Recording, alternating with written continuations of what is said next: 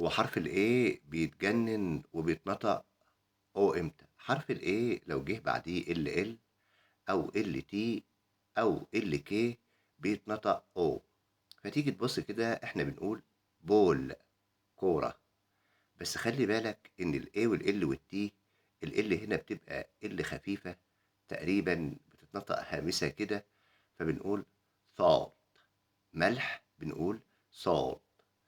وبعدين الA والL والK دي مجموعة على بعضها، المجموعة دي بتتنطق آك زي كلمة walk talk. ومهم أوي إن أنت تعرف المجموعات دي بتسهّل لك في موضوع النطق، ولو مهتم بإنك تعرف الأشكال المختلفة لنطق حرف الA هانزّل لك link رابط في القناة لنطق حرف الA. ومن ضمن المجموعات دي مثلًا إن أقول لك إن حرف الI لو جه قبل الC بيتنطق هُم الاتنين على بعض بيتنطقوا إك، إنما لو C جه بعدها I بيتنطق سي. والسلام عليكم ورحمة الله وبركاته.